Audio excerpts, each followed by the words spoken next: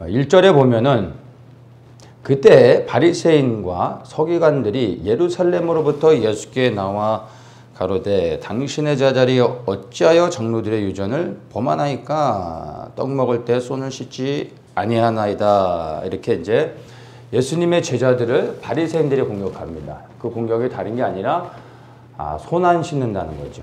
손을 씻지 않고 먹는 거. 이것을 공격합니다. 이제 복음서의 다른 내용들을 보면은 이제 그 유대인들의 정결 예법이죠. 이들은 이제 무엇을 하기 전에, 먹기 전에, 어떤 무엇을 하기 전에 손을 씻는 것을 굉장히 중요시 여깁니다. 그래서 우리가 생각하는 것처럼 뭐 비누로 손을 깨끗이 씻는 이런 게 아니라 하나의 예배 형식으로 손을 씻는 것들, 집에 들어갈 때도 그렇고 어느 예배 장소에 들어갈 때도 그렇고요.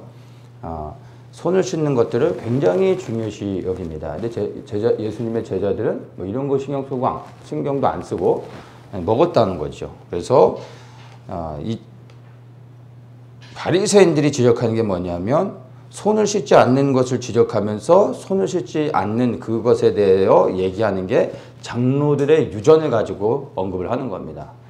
장로들의 유전을 볼 때 너희들이 왜 제자들이 손을 씻지 않느냐 이렇게 이제 말하고 있는 거죠. 이 당시에도 그렇고 지금도 보면은 손을 씻는 것들이 유대인들에게서 굉장히 중요합니다. 이 통곡의 벽에 가서 이제 유대인들이 항상 기도하는데 이 통곡의 벽에 들어가기 전에 그 입구 앞에 그 손을 씻을 수 있는 수도 시설이 이렇게 라운드로 돼 있어요. 그러면 거기에 수도꼭지 틀고 뭐 우리 같으면 그냥 수도꼭지 틀고 손을 씻죠. 근데 그렇게 하지 않고 옆에 보면 조그만 호리병 같은 주전자가 있어요. 그럼 그 주전자에 물을 담아서 손을 내려놔서 그냥 이렇게 뿌리는 겁니다. 비비는 게 아니라 그냥 물을 뿌리고 반대로 해서 또 여기다 물을 뿌리는 게 정결예법이에요. 그래서 통곡의 벽에 들어가기 전에 반드시 유대인들은 손을 씻고 그다음에 이제 키파를 쓰고 들어가서 통곡의 벽에서 기도합니다. 그게 이들이 정한 쉽게 얘기하면 장로들의 유전인 거죠.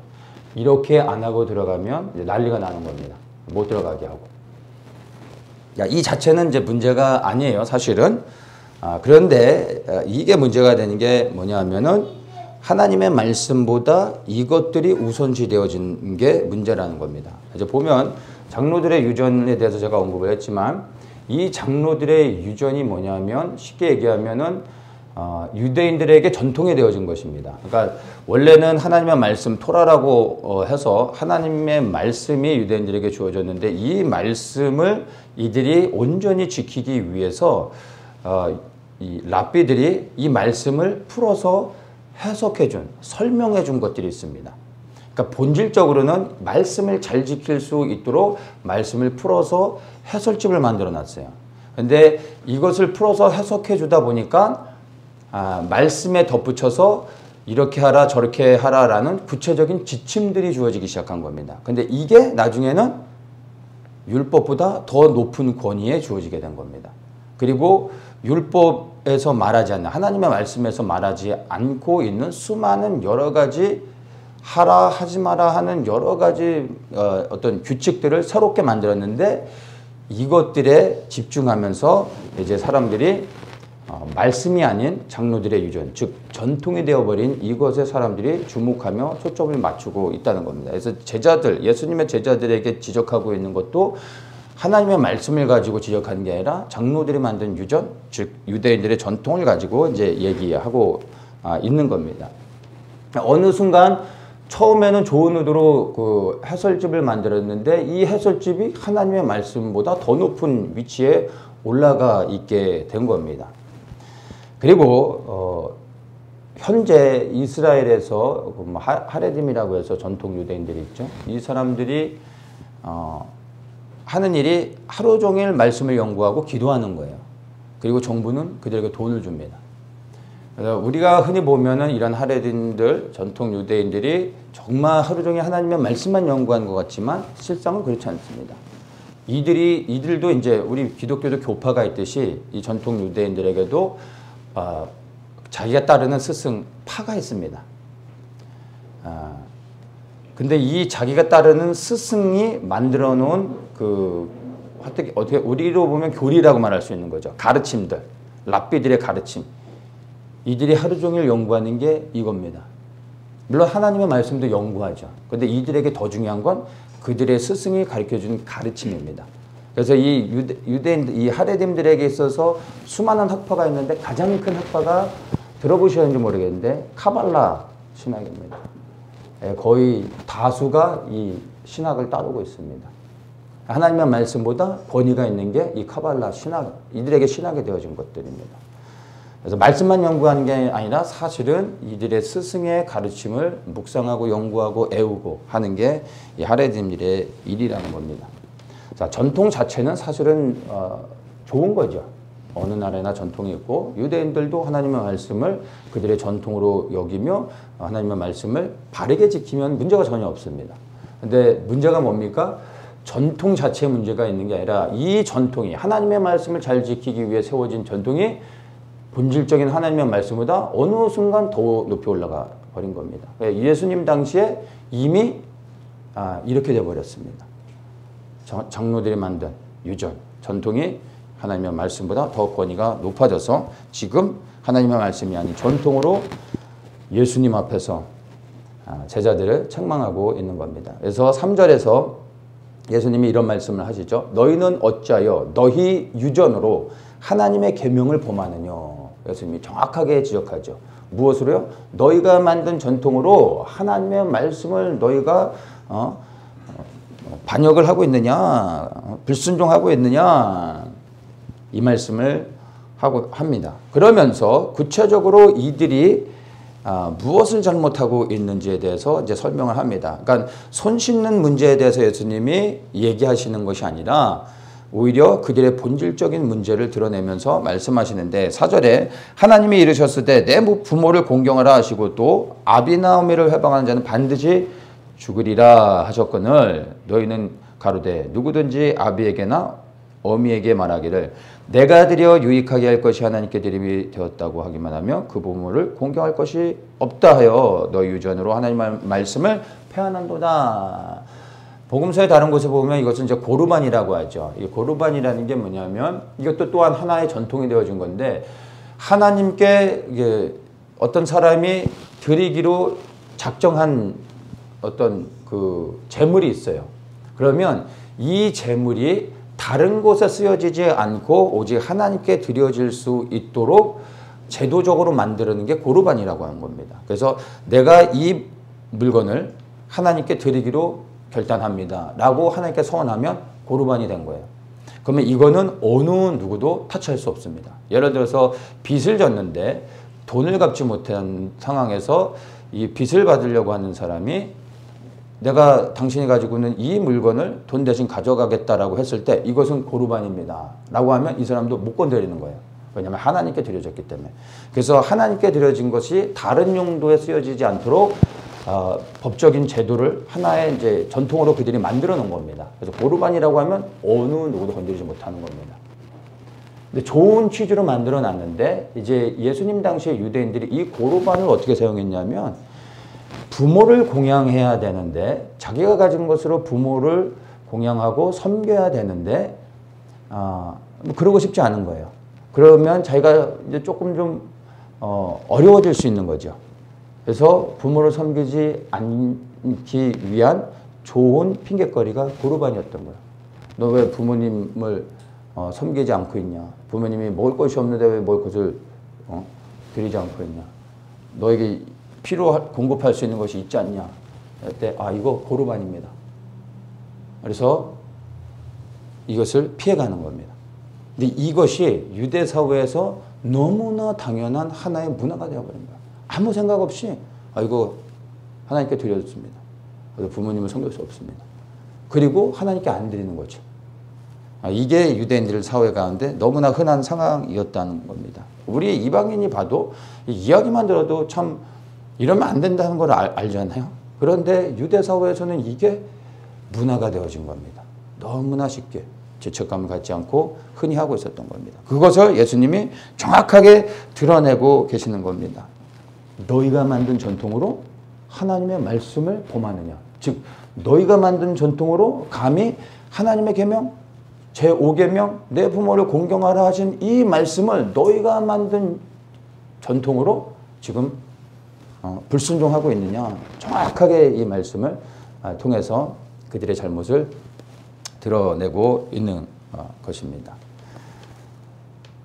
우리는 이 유대인들의 잘못들을 보면서 사실을 뭐 유대인의 문제가 아니라 우리 스스로에게 사실 이러한 모습이 있지 않는가 우리가 한번 돌아볼 수 있어야 됩니다. 우리가 이방인은 우리가 제3자 입장에서 보아도 너무나 말도 안 되는 터무니없는 정말 그 잘못된 것이라는 걸 분명히 알잖아요. 근데 이 사람들은 왜 그걸 몰랐을까요? 문화가 되어져 버린 겁니다. 모두 다 그렇게 하니까. 이게 전통이 되어져 버렸으니까 이 사람들은 죄의식하지 않고 그대로 행했다는 것입니다. 나에게 혹시나 이 유대인들처럼 전통이 되어져서 나도 모르게 하나님의 말씀보다 더 높은 곳으로 세워놓고 하나님 앞에 범죄하고 불순종하고 있는 것이 없는가 한번 우리 스스로가 생각해 볼 수 있어야 됩니다. 하나님의 말씀보다 하나님의 뜻보다 그리고 그 하나님의 계획 하나님의 인도하심보다 나의 것으로 내가 더 높은 곳에 세워놓고 지키고 따라가고 있는 것들은 없는가 생각해 봐야 된다는 것입니다. 전통 자체는 잘못이 아닙니다. 그런데 이 전통이 고정이 되어져서 하나님의 말씀보다 더 높은 곳에 올라가는 순간 우리는 하나님의 뜻을 대적할 수밖에 없습니다. 그래서 여러분 우리 안에 전통이 되어진 것, 즉 이 전통이라 말하면 우리 안에 굳어지는 것들을 이야기하는 겁니다. 그 모든 것들을 순간순간 깨트릴 수 있으셔야 됩니다. 전통이 되어지는 순간 여러분 깨트려야 됩니다. 무엇인가 우리에게 틀이 되는 순간 깨트리셔야 됩니다. 그렇지 않으면 우리도 모르는 사이에 우리가 만들어 놓은 기준으로 모든 것을 판단하게 됩니다. 그리고 우리도 모르게 하나님 앞에 범죄하게 된다는 것입니다. 전통을 깨트리는 것. 내 안에 전통이 되어진 것. 내가 만들어 놓은 틀이 무엇이 있는가 보셔야 됩니다. 틀을 만들면 우리에게 안정감을 줍니다. 그러면 그 틀 안에 딱 맞추면 되잖아요. 안정감을 주는 것은 있습니다. 그러나 그 틀이 굳어져서 모든 것을 이 틀 안에 맞추려고 하는 순간 우리는 반드시 실수하고 하나님 앞에 불순종하게 된다는 것입니다. 그래서 이 전통을 깨트려야 됩니다. 그러면 우리가 무엇에 집중해야 되겠습니까? 하나님의 말씀에 집중해야 되겠죠. 전통이 아닌 하나님의 말씀에 집중해야 되는데 사실 이 하나님의 말씀에 집중하고 하나님의 말씀에 순종해야 되는 건 맞는데 여러분 하나님의 말씀도 깨트리셔야 됩니다. 하나님의 말씀도 무너뜨려야 됩니다. 왜냐하면 이 하나님의 말씀이 내게 전통이 되는 겁니다. 하나님의 말씀이 내게 틀이 되어집니다. 근데 하나님의 말씀 자체가 잘못이 아니라 이 말씀이 틀이 되어지는 순간 이 말씀이 전통이 되어지는 순간 이 말씀은 죽게 됩니다. 나를 죽이게 됩니다. 말씀을 깨트려야 됩니다. 이 말씀을 잘 이해하셔야 됩니다. 말씀이 정형화되어지고 굳어지는 틀이 되어지는 것을 이야기하는 거예요. 말씀 자체를 이야기하는 게 아니라. 히브리서 4장 12절에 이렇게 말합니다. 하나님의 말씀은 살았고 운동력이 있어 좌우의 날선 어떤 검보다도 예리하여 혼과 영과 및 관절과 골수에 찔러 쪼개기까지 하여 마음의 생각과 뜻을 감찰한다 라고 말하고 있습니다. 하나님의 말씀은요 살았고 운동력이 있습니다. 하나님의 말씀이 살았다라는 것은 무엇입니까? 굳어진 게 아니라는 거예요. 살아 역사하는 것이잖아요. 그러면 우리가 매 순간 하나님의 말씀에 따라 순종하며 살아간다고 할 때 그 하나님의 말씀이 매일의 순간 가운데 나에게 살아 역사할 때 여러분 이것은 틀이 되지 않습니다. 그 매 순간 매일 새롭게 나게 말씀하시는 것들을 들을 수 있어야 됩니다. 즉 하나님의 말씀이 우리에게 어떻게 해석이 되어졌어요. 어떤 몇 장 몇 절의 말씀이 어떻게 해석이 되어졌어요. 이게 딱 틀이 되어지는 순간 더 이상 그 말씀으로 하나님께서 내게 새롭게 말씀하셔도 우리는 못 듣습니다. 왜냐하면 이게 틀이 되어져 버렸기 때문에. 이 말씀은 반드시 이렇게 해석되어지는 겁니다. 그러면 살아 역사하신 하나님이 이 말씀을 가지고서도 새롭게 말씀하실 수 있는데 왜냐하면 살아 역사하시는 분이기 때문에. 근데 내가 이걸 틀을 만드는 순간 새롭게 말씀하셔도 나는 못 듣습니다. 거짓의 음성으로 듣게 되는 거죠. 그리고 이 하나님의 말씀은 시대에 묶이지 않습니다.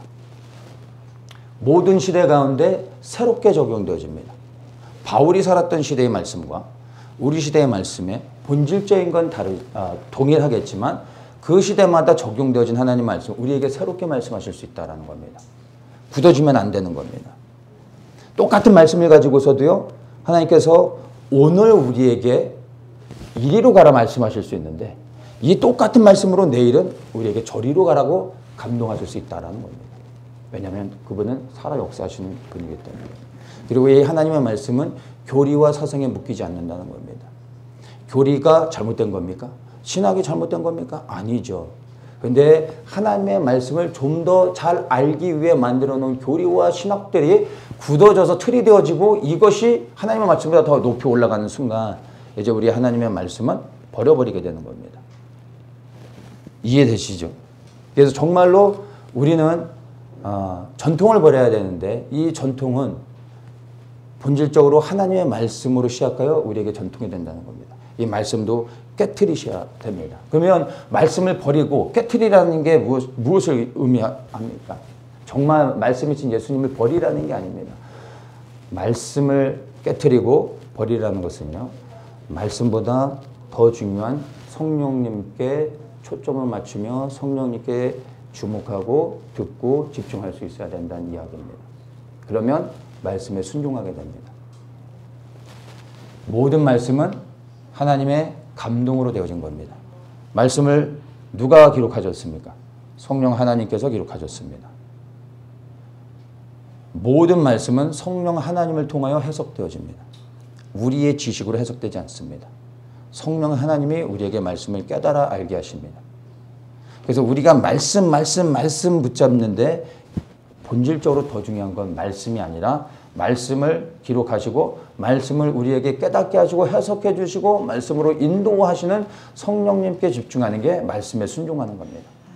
우리 스스로가 말씀에 순종하며 말씀을 따라 살아갈 수 없습니다. 우리는 말씀을 해석할 수 있는 능력이 전혀 없습니다.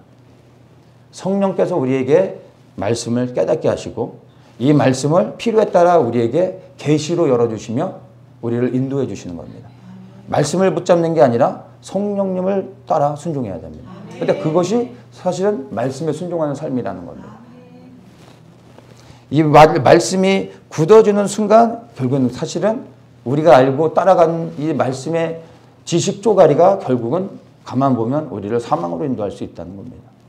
말씀을 강조하는 사람들 가만히 자세히 한번 보십시오.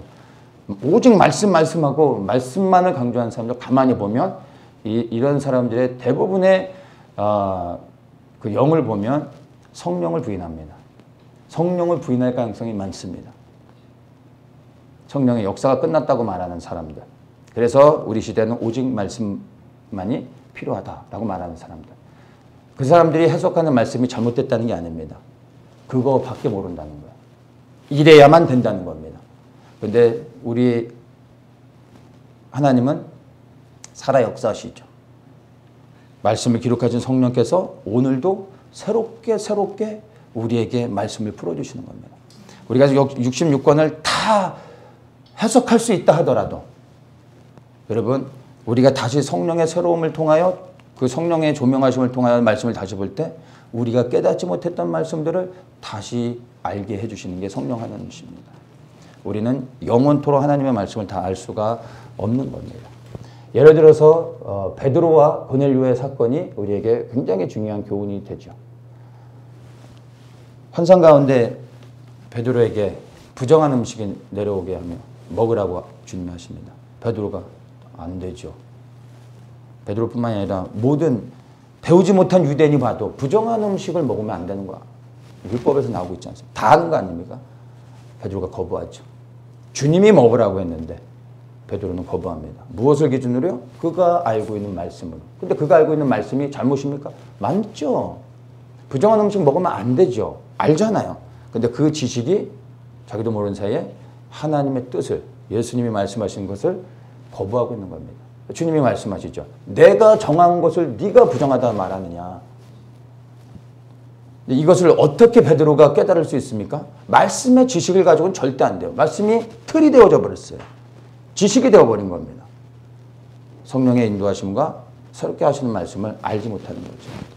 그리고 이제 그것을 깨닫게 됐을 때 이방인 고넬료를 받아들이고 복음을 전하게 되어집니다. 이 틀을 벗지 못했으면 베드로는 이방인에게 복음을 전하지 못하게 됐을 겁니다. 유대인들은 하나님의 부르신 가운데 실패하게 됐겠죠. 근데 우리에게 이렇게 베드로와 같이 너무나 내가 잘 알고 있고 이건 너무나 분명하다라고 하는 변할 수 없다라고 생각하는 내가 알고 있는 지식이 하나님을 대적하는 게 될 수 있다는 겁니다. 말씀을 깨트리시고 버리십시오. 근데 말씀을 기록하신 성령님의 음성에 귀 기울이고 그분께 순종하시는 것이 말씀에 순종하는 겁니다. 근데 성령의 인도하심을 받는 게 어떤 것일까요? 이게 우리에게 고민이 되는 겁니다. 성령의 인도하심을 받는 것, 이게 예수 그리스도의 뜻에 순종하며 살아가는 것인데 어떻게 그렇게 받을 그 성령의 인도하심을 받으며 살아갈 수 있겠습니까? 다른 것이 아니라 말씀과 기도입니다. 말씀만 가지고 되지 않습니다. 그래서 말씀 하는 것은 치우치는 겁니다. 말씀과 기도가 함께 가야 됩니다. 기도, 말씀 없는 기도는 여러분 내가 원하는 방향으로 갑니다. 내가 원하는 것을 구하게 됩니다. 말씀만 가지고는 하나님의 뜻을 온전히 알 수 없습니다. 결국은 대적하는 자리로 가게 됩니다. 말씀과 기도가 함께 균형을 맞춰야 됩니다. 이렇게 나아가야 되는데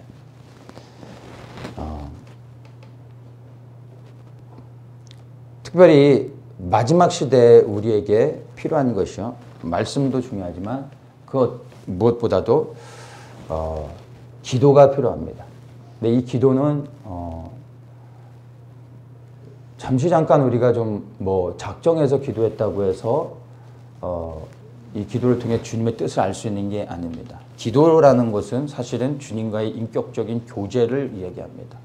여러분 하루 종일 한 사람을 만나서 교제했다고 해서 그 사람을 이제 깊이 알고 온전히 하나가 됐다고 말할 수 있습니까? 아니죠. 매일매일 같이 살아야지 알 수 있는 거 아닙니까? 기도는 잠시 뜨겁게 한다고 해서 주님을 알 수 있는 게 아니라 매일 매 순간 가운데 끊임없이 주님과의 교제로 나아가야 됩니다. 그렇게 하는 가운데 이것이 쌓이고 주님과의 인격적인 교제가 이제 내 안에서 충만히 채워질 때 비로소 주님이 하나하나 그분의 뜻을 내게 계시하여 주시고 깨닫게 해주시며 내가 알 수 있는 만큼 그리고 주님을 사랑하고 신뢰하며 인격적으로 기뻐지는 만큼 눈을 열어 보게 해주십니다. 그래서 우리에게 지금 기도할 수 있는 이 시간을 허락하시고 우리에게 이렇게 주신 좋은 환경 가운데서 우리는 그 무엇보다도 기도함으로 나아가야 되는 겁니다.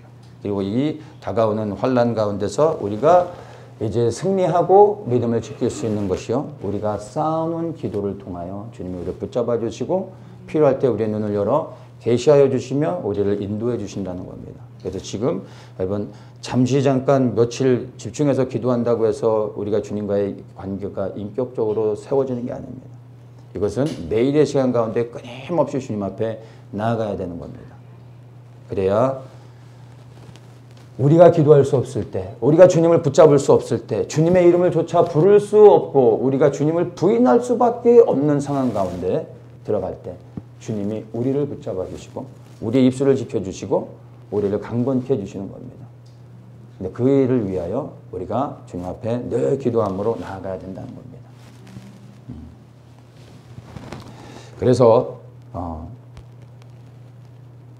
내가 지금 현재 옳다고 생각하고 알고 있다라고 하는 것조차도 내려놓고 매 순간 주님께 여쭤봐야 됩니다. 성령님께 여쭤보는 거죠. 이것이 맞습니까?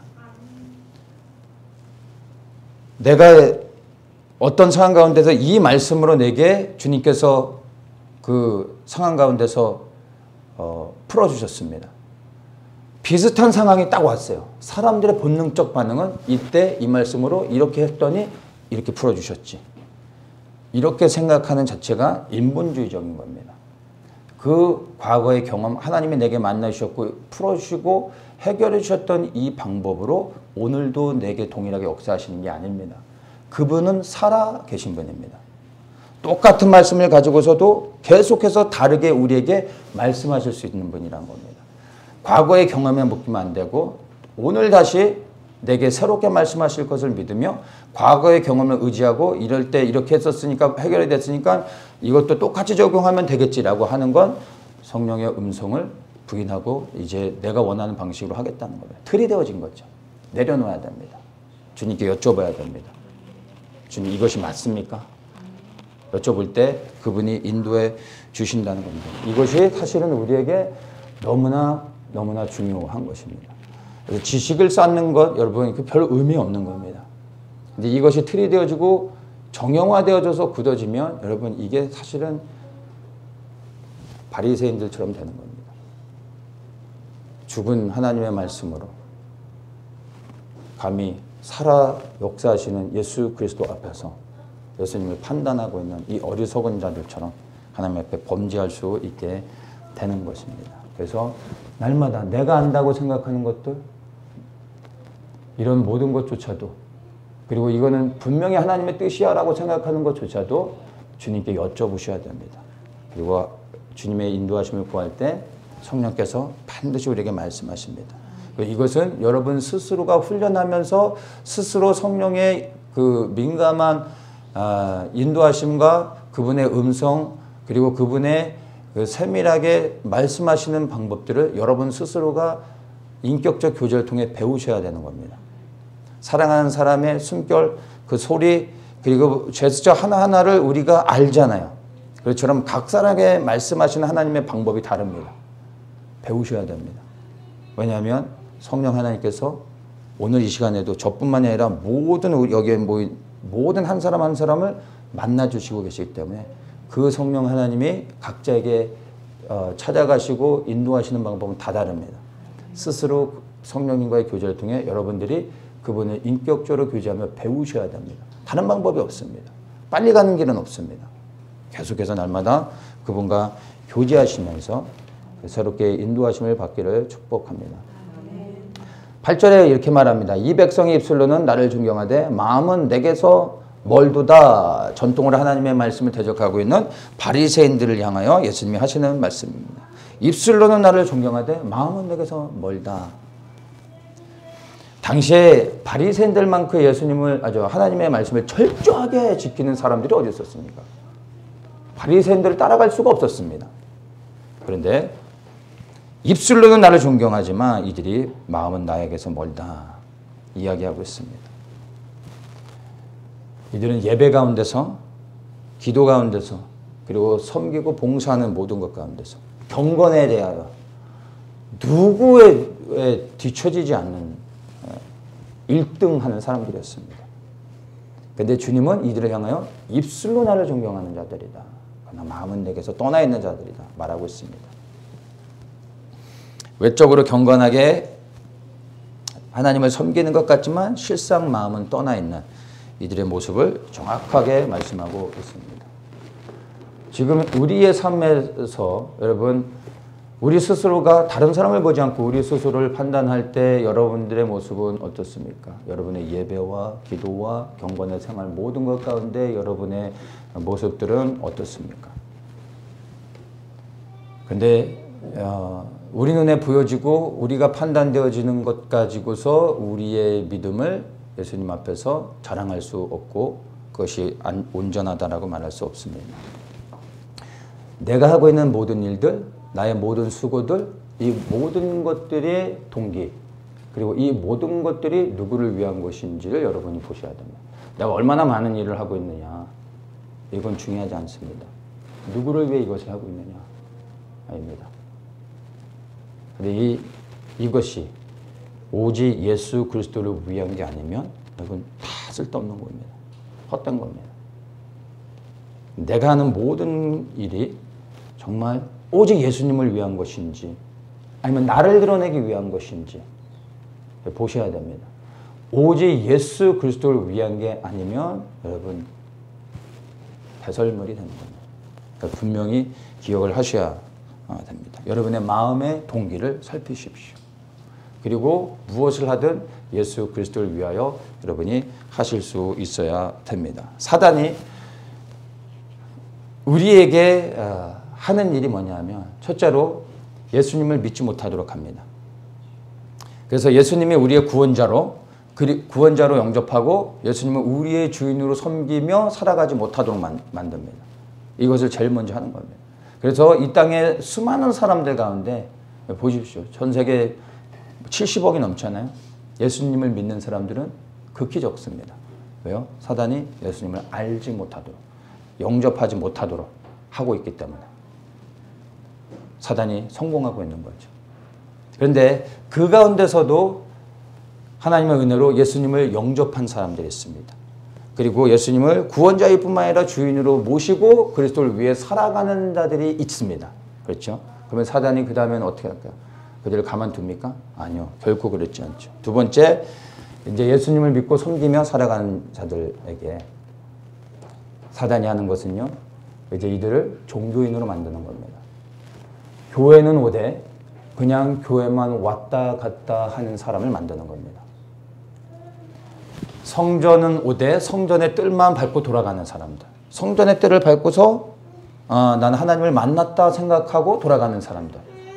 성전으로 보면 무엇을 봐야 되며 성전에 들어간다는 건 뜰만 밟고 가는 게 아니라 지 성소까지 가야 하나님을 만나는 거지 않습니까? 구약의 수많은 하나님을 알지 못했던 자들이 성전 뜰만 밟고 돌아가지 않습니까? 그리고 하나님을 만났다라고 말하는 겁니다.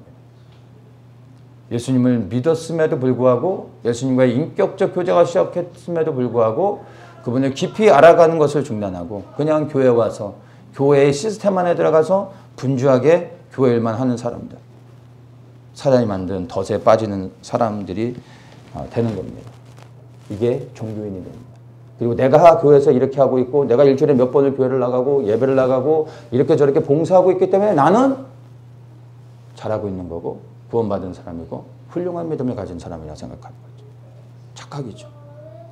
교회 많이 나온다고 해서 일주일에 4번, 5번을 나온다고 해서 주님이 기뻐하십니까? 교회 봉사를 많이 한다고 해서 예수님이 칭찬해 주십니까? 여러분의 목사에게는 칭찬을 받을지 몰라도 예수님에게는 상관이 없을 수 있다는 겁니다. 종교인이 되면 안 됩니다. 그런데 사단은 예수 그리스도를 믿고 영접하고 살아가는 사람에게 종교인이 되도록 하는 겁니다. 그런데 이것도 넘어서 이제 예수님을 인격적으로 교제하며 주님을 알아가고 주님께 순종하며 살아가며 몸부림치고 있는 소수의 사람들에게 마지막으로 사단이 하는 일이 뭐냐면 바로 이 예수 그리스도께 순종하며 살아가는 사람들이 하나님의 거룩한 부르심과 하나님의 뜻을 알지 못하도록 막습니다. 개인의 구원에 머물러 있게 만듭니다. 그래요. 교회 안에 정말 예수님을 사랑하는 사람들이 있죠. 그리고 정말 예수님과 인격적으로 교제하며 그분의 뜻에 순종하려고 하는 사람들이 있습니다. 소수지만 있습니다. 근데 그런 사람들의 많은 경우가 나의 구원에 머물러 있습니다. 한 단계 더 나가면 내 가족의 구원. 그게 전부입니다. 아버지의 마음 안에 무엇이 있고 그분이 무엇으로 인해 애통하고 있으며 그분이 무엇을 회복하기 원하시는지 알지 못합니다. 아니, 알려고 하지 않습니다. 내 구원에 머물러 있는 거예요. 이들이 예수님을 안 믿는다는 게 아니에요. 믿죠. 예수님을 사랑하죠. 그러나 왜 우리를 구원하셨는지 그리고 정말 그분이 이 땅에 무엇을 이루시기 원하는지 말씀을 통하여 하나님이 반드시 이루실 하나님의 계획이 무엇인지 알지 못하게 하는 겁니다. 그래서 그 부르심까지 나아가지 못하게 하는 겁니다. 그저 내 구원, 내가 천국 가는 거. 그래서 이 마지막 때를 하나님의 은혜로 깨닫게 됐음에도 불구하고 수많은 사람들 마지막 때를 깨달았다고 하는 대다수의 사람들이 무엇에 머물러 있습니까? 구원받는 거, 환난을 통과하는 거, 그래야 휴가 받는 거. 이게 잘못됐다는 게 아닙니다. 여기에 머물러 있다는 게 하나님이 보실 때 안타까운 거죠. 왜 우리에게 이것을 알게 해줬을까요?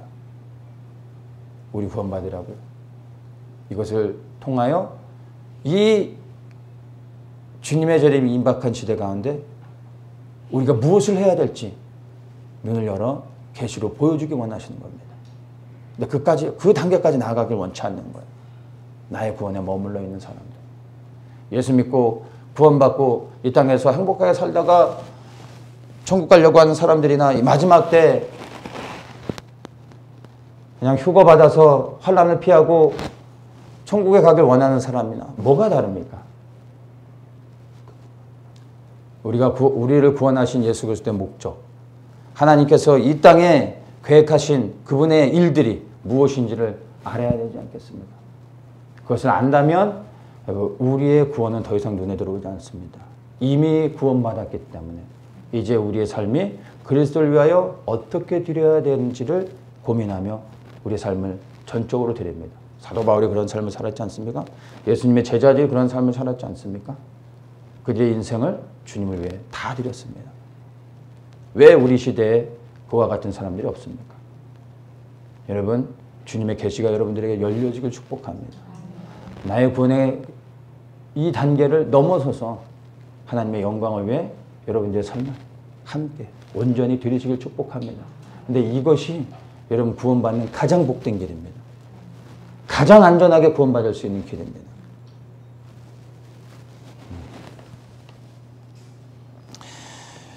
요한복음 4장 24절에 이렇게 말합니다. 하나님은 영이시니 예배하는 자가 신령과 진정으로 예배할지니라.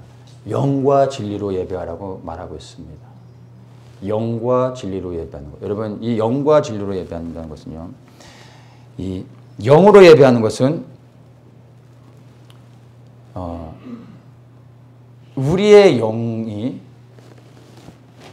예수 그리스도와 온전히 하나 되어지는 것을 의미하는 겁니다.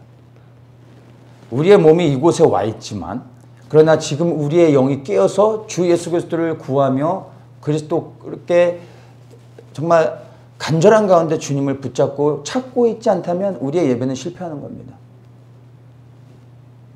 그렇지 않습니까?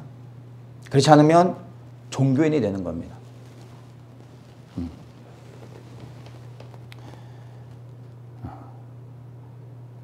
영으로 예배한다는 것은 예수 그리스도와의 깊은 인격적인 관계 안에서 하나가 되어져 교제하는 것을 의미하는 것이고, 이 진리로 예배한다는 것은 단순히 이 진리라는 것은 말씀의 지식과 어떤 이론을 이야기하는 것이 아니라 우리 각 사람에게 하나님의 영이, 즉 성령께서 계시하여 준 말씀을 깨달아 하는 겁니다. 그리고 이 계시된 말씀을 하나님의 뜻으로 여기고 붙잡고 이 말씀에 순종하며 나아가는 것을 의미하는 겁니다. 그래서 이 진리로 예배한다는 것은 하나님의 뜻에 순종함으로 우리의 삶을 드리는 것을 얘기합니다. 단순히 영과 진리로 예배하는 것은 어떤 예배의 형식을 이야기하는 게 아닙니다.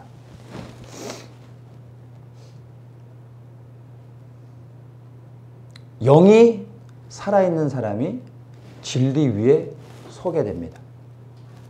근데 영으로 하나님과 교제하는 자가 진리 안에서 하나님의 뜻에 순종하며 살아갈 수 있게 되는 겁니다.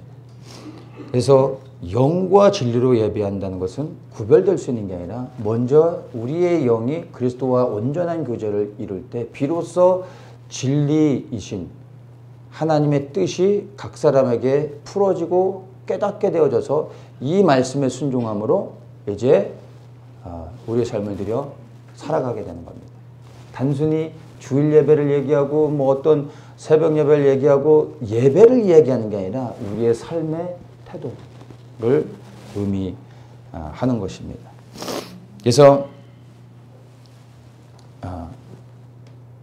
바리새인들은 입으로는 하나님을 예배했지만 사실은 그들은 영으로 하나님을 예배할 줄은 몰랐죠. 그러니까 진리를 알 수 없고 진리로 풀어주시는 하나님의 뜻에 순종할 수가 없었던 것입니다. 이게 마음이 떠나 있다는 것으로 설명하신 겁니다. 그래서 영이 깨어있지 못하니까 당연히 진리 위에 설 수 없죠. 진리에 서지 못하니까 하나님의 뜻이 알지 못하는데 하나님의 뜻에 순종할 수 있겠습니까? 하는 모든 일이 하나님을 대적할 수밖에 없게 되는 겁니다. 단순히 여러분 기억하십시오. 영과 진리로 예배한다는 것은 예배 태도가 아닙니다. 이것은 마지막 때 성도들의 삶의 자세를 이야기하는 겁니다. 영과 진리로 예배하십시오. 하나님 예수 그리스도와의 온전한 인격적 교제를 가지십시오. 그러면 우리에게 각 사람에게 주시는 하나님의 깨닫게 하시는 계시가 열려지는 겁니다. 그 말씀을 붙잡고 그 뜻에 순종해야 되는 겁니다. 다른 사람에게 그 말씀을 받으려고 하는 게 아니라 내게 말씀하시는 성령님의 음성을 들으실 수 있어야 되는 겁니다. 그리고 그 진리가 내 안에 풀어지면 단순히 말씀에 뭐 이 말씀은 어떻고 이 말씀은 어떻고 이런 말씀을 깨닫고 해석하는 이런 것을 진리를 안다는 게 얘기하는 게 아니라 내게 하나님이 명하시고 원하시는 하나님의 계획들, 하나님의 뜻을 깨닫고 그 뜻에 순종하여 나아가는 것을 이야기하는 겁니다. 그런데 이것은 여러분들이 하나님께 나아가며 성령의 깊은 교제를 통하여 그리스도 안에 온전히 거하고 그리고 그게 되어지면 우리에게 진리로 풀어주시는 겁니다. 각 사람에게 분명히 말씀해 주십니다. 왜 아직까지 나에게는 이 진리가 풀어지지 않고 있습니까? 라고 여러분이 고민하고 질문하신다면 주님과 더 깊은 교제를 들어가셔야 되는 겁니다. 영으로 주님을 예배하고 주님과의 깊은 교제가 있지 않은 사람에게 진리가 어떻게 계시되어질 수 있겠습니까? 주님을 먼저 아셔야죠. 그러면 원치 않아도 열어주십니다. 그리고 이 뜻을 알 때 나를 향한 하나님의 진리의 이 계시의 말씀이 풀어지는 순간 여러분 삶을 들여 주님을 섬길 수밖에 없습니다. 이거 하지 않는 사람은 주님을 부인하며 떠나는 사람이 되는 거예요. 영으로 깊이 주님을 교제하십시오. 그리고 진리의 계시가 여러분 각자에게 풀어지길 예수님의 이름으로 축복합니다. 9절에 보면 그래서 사람의 계명으로 교훈을 삼아 가르치니 나를 헛되이 경배하는도다.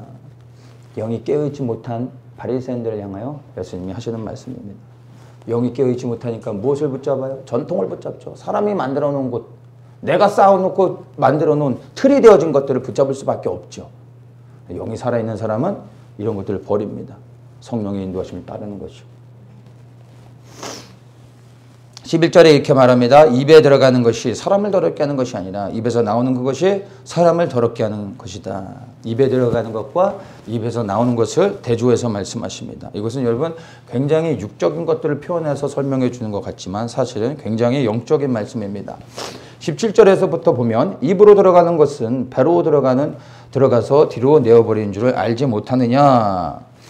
입에서 나오는 것들은 마음에서 나오나니 이것이야말로 사람을 더럽게 하느니라. 마음에서 나오는 것은 악한 생각과 살인과 간음과 음란과 도적질과 거짓 증거와 회방이니 이런 것들이 사람을 더럽게 하는 것이요 씻지 않은 손으로 먹는 것은 사람을 더럽게 하지 못하느니라. 20절의 말씀 굉장히 중요하죠. 씻지 않은 손을 먹는 것이 사람을 더럽게 하는 게 아니다. 그 사람의 진정으로 더럽게 하는 것은 그 사람의 입에서 나오는 것이다 라고 말씀하고 있습니다. 자기들은 굉장히 깨끗한 척하면서 예수님의 제자들을 지적하고 있지만 사실은 예수님은 무엇을 말씀하십니까? 그들의 더러운 것들, 너희에게서 나오는 것들이 얼마나 더러운지 아느냐라고 그들을 책망하고 계십니다. 누가복음 6장 45절에 이렇게 말합니다. 선한 사람은 마음에 쌓은 선에서 선을 내고 악한 자는 그 쌓은 악에서 악을 내나니 이는 마음에 가득한 것을 입으로 말합니다 라고 말합니다.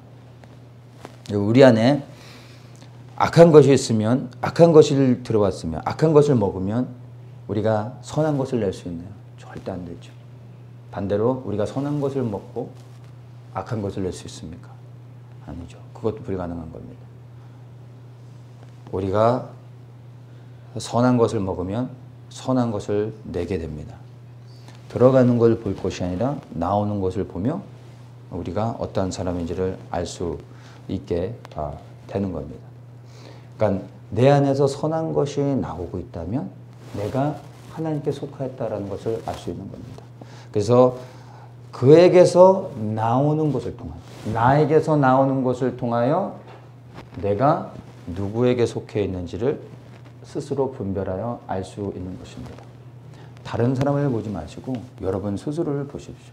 나에게서 무엇이 나오고 있는가? 저 사람은 손을 씻고 있지 않다라는 것을 지적할 것이 아니라 나에게서 무엇이 나오고 있는지 여러분 스스로를 돌아보시라는 겁니다.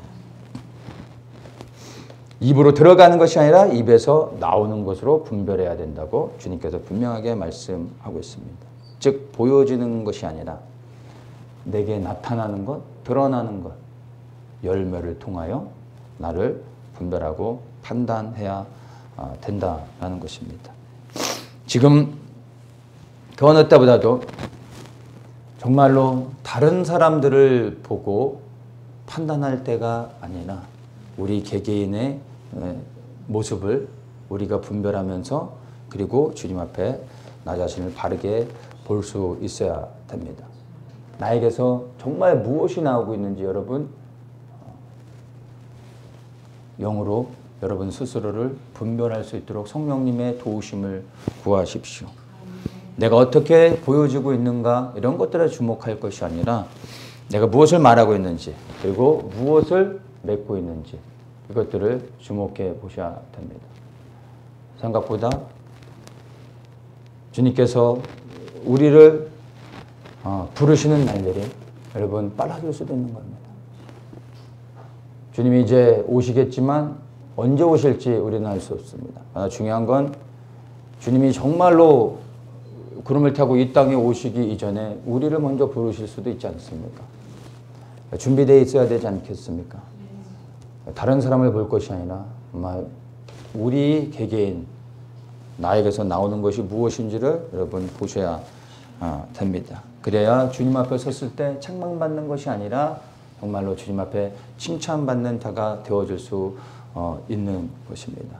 여러분 이 바리새인들을 향하여 책망하고 있는 예수님의 말씀이 오늘 시간 우리를 향한 예수님의 경고의 말씀으로 사랑함으로 우리에게 책망하고 있는 것으로 들으시면서 여러분 모든 시선을 다른 사람이 아닌 나에게 돌리면서 주님 앞에 나는 어떻게 서야 되는지 그리고 내게서 정말 지금 무엇이 나오고 있는지 스스로 돌아보면서 여러분 내 안에 선한 것들이 나오고 사람을 살리는 생명의 말씀과 사람을 세워주고 그리고 하나님을 기쁘시게 하는 일들이 나를 통하여 흘러가며 나타나고 증명되어지며 열매 맺을 수 있도록 여러분의 삶을 더욱더 주님께 헌신하기를 축복합니다. 주님 우리에게 돌아볼 수 있는 마음의 영의 분별을 더하여 주시옵소서. 다른 사람을 바라볼 때가 아니라 바로 우리 안에 더러운 것들로 차 있는 내 자신을 바라보며 내 입에서 나오고 있는 것들로 하나님을 기쁘시게 하는 것이 아닌 하나님을 슬프게 하며 사람들을 형제와 자매들을 낙심케 하며 상처 주고 있는 것들이 내게 나오고 있지 않은가 주님 두려운 마음으로 보게 하여 주시고 주님 앞에 온전치 못한 나의 모든 것들을 이 시간 회개하고 그리고 주님 앞에 새롭게 나아감으로 영으로 주님과 더욱더 깊은 교제 안에 새롭게 들어가게 하시며 진리로 내게 깨닫게 하시고 말씀하실 때 온전히 순종하여 주님을 기쁘시게 하는 삶을 살 수 있는 저희들 되게 하시옵소서. 예수님의 이름으로 기도합니다.